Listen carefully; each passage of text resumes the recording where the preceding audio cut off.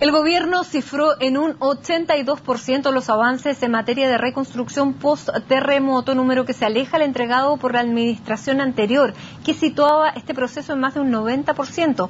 Para analizar este tema nos acompaña aquí el ex subsecretario de la Vivienda del gobierno del expresidente Piñera, Francisco Irarrázaval.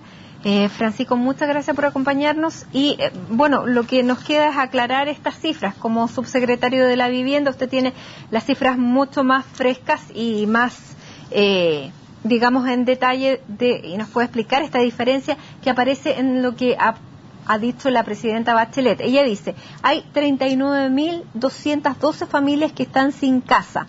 Esto significa que es un 82% de avance y no el 97% que había anunciado el expresidente Piñera. ¿Cómo se explica esta diferencia? Bueno, primero agradecer la invitación. Hace tiempo que no veníamos por acá. La verdad es que la presidenta Bachelet dice varias cosas ayer, y yo me quiero quedar con las cosas positivas que también dijo. Ella hace un reconocimiento explícito, ¿cierto?, al esfuerzo que hizo el presidente Piñera y su gobierno por sacar adelante la reconstrucción.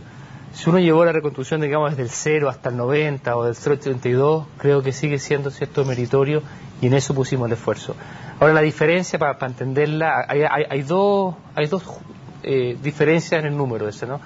Uno, siempre hablamos nosotros de 222.418 las familias que habían postulado y habían recibido un subsidio y que teníamos que abordarlo. Ese era el plan de reconstrucción. Y de eso se informó, me acuerdo perfectamente, casi 200.000 que habíamos terminado y que quedaban 122.000 en construcción. Y eso mismo, de hecho, informa la presidenta el 21 de mayo en su discurso al Congreso Pleno. Habla de 22.000 en construcción. Y en el informe que se le presenta ayer hay algo así como 16.000 familias más que también están en proceso de construcción. Ahí yo mismo he pedido por transparencia, quiero entender bien ese número, dónde es, a qué se debe. Pueden ser familias que postularon después, puede ser familias que quizás no pudieron postular antes, porque recordemos, Matilde, que damnificados habían 340.000. Lo que pasa es que no todos postularon a ese programa. Quizás algunos han postulado después, quizás algunos no calificaban antes, suponte eres menor de edad y ahora sí postularon. Hay que entender un poco ese número. Pero en el contexto general, yo creo que ella hace un reconocimiento y me creo quedar con lo positivo. Y con lo importante de esto, que es que esas familias sean, ¿cierto?, 16.000 más o menos, se les ponga un plazo, se les comprometa a una solución y trabajemos para abordarla. A mí en particular, como digo, me tocó las primeras 200.000, a este gobierno le tocará las segundas 22.000 o 40.000, a las cuales hay que sumar, ¿cierto?, lo de Valparaíso, lo del Norte Grande, el terremoto. Así que creo que trabajo hay, y yo haría un poquito menos de diagnóstico en esto y un poquito más de mirar hacia adelante, ¿no?, y las soluciones. Creo que claro, las suspicacias aparecen porque al final de los gobiernos siempre se trata de dar a conocer cifras. Sobre todo el gobierno del expresidente Piñera se caracterizó por ser riguroso en materia de cifras, cifra de desempleo, cifra de reconstrucción, y por eso tal vez que se marca tanto el énfasis en las cifras, es que se revisan las cifras y aparentemente aparecen otros números. Por eso las cifras son de hecho un arma de doble filo, porque cuando un presidente se compromete a un plazo, ¿cierto?, y a una cifra, él pone su capital político a disposición. Si eso no se cumple, ¿cierto?, él falla y le afecta. Pero también tienen todo el lado positivo, que convoca la voluntad, ¿cierto?, de todo el aparato público, la intendencia, los municipios, del mismo Servio, ¿cierto?, para cumplir esa meta.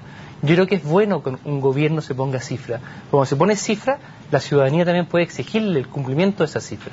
Si hoy día soy un damnificado en Valparaíso, me gustaría mucho saber cuándo va a partir mi vivienda, cuándo se va a terminar, qué alternativas tengo, y eso es bueno que se sepa.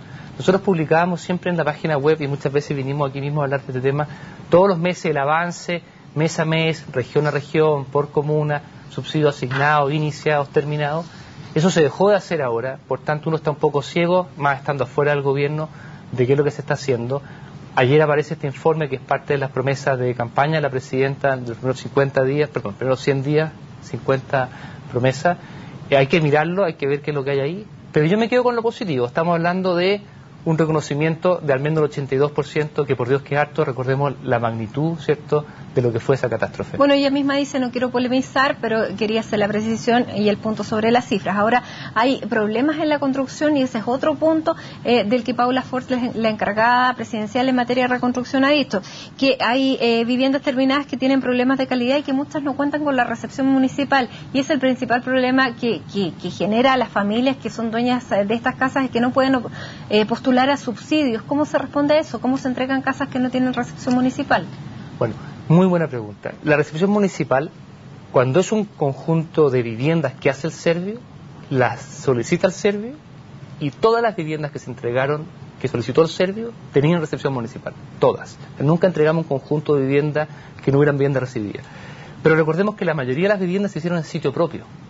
Es decir, yo soy el dueño de mi terreno y yo soy entonces el mandante del proyecto. Y ahí es el municipio quien debe recibir el proyecto, porque no es el Ministerio de Vivienda quien está en el fondo siendo ese que coordina, pero el dueño del terreno es la familia. Todos esos casos que nombran son terrenos que están en lo que se llama construcción en sitio propio. Pero quiero decir lo siguiente, nosotros recibimos a una familia que estaba en el suelo, viviendo en una carpa. Hoy día esa familia está viviendo en una casa que tiene 3 dormitorios, que tiene calefón, que tiene agua caliente, que tiene luz, que tiene agua.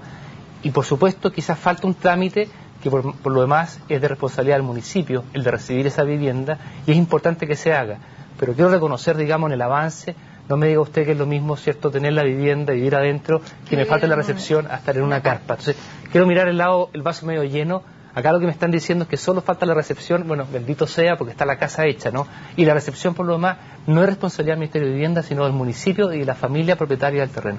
Bueno, pero siendo abogado del diablo, que es mi tarea, en el fondo también se ha planteado que hay muchas casas, por ejemplo, el alcalde de Talcahuano, Gastón Saavedra, dice que hay situaciones bastante dramáticas, porque hay casas que se han entregado a los damnificados y que sufrieron ahora de los temporales, se ha llovido, hemos tenido dificultades, se han filtrado los departamentos, se han inundado los primeros pisos porque no están las obras que se requieren. También hay casas en sitios residentes que no se pueden recepcionar porque están sin alcantarilla. ¿Cómo es posible?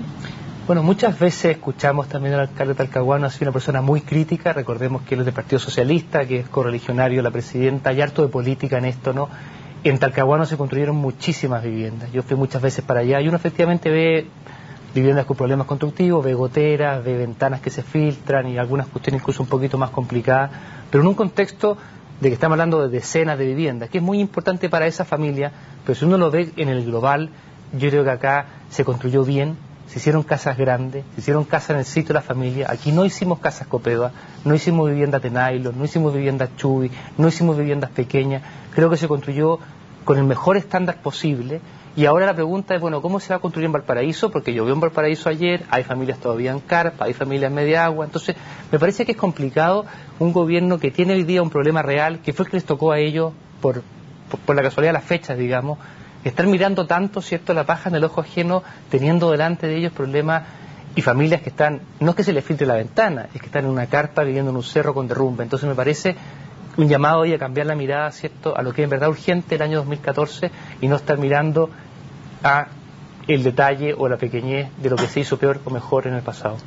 Ahora, su rol, bueno, fue de subsecretario de la Vivienda, ahora participa de la fundación del presidente Sebastián Piñera. ¿Va a ser también el rol fiscalizar lo que haga este gobierno digamos, en la cartera que le tocó asumir? Hay dos niveles, y yo por supuesto que participo de la fundación, yo tengo un gran aprecio por el presidente Piñera, creo que fue un excelente presidente, y también uno se compromete con las cosas que hace. Acá hicimos hartas cosas que yo le tengo mucho cariño, como el subsidio de arriendo, por ejemplo, que es un subsidio que permite, ¿cierto?, a las familias allegadas acceder rápidamente a una vivienda. A mí me gustaría que esto se continúe, por tanto siempre quiero estar ahí empujando para que eso pase.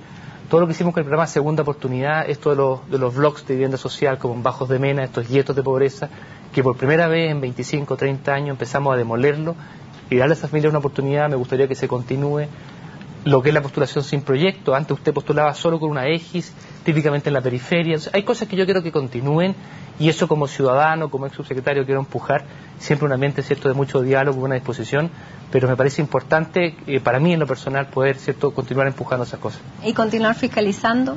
Sí, la fiscalización creo que es importante, pero mire, para fiscalizar siempre hay mucha gente disponible, ahí están normalmente, todos quieren estar en eso, a mí me gusta que miremos un poco para adelante y sobre todo que se continúen aquellas políticas que creo que son positivas para los chilenos.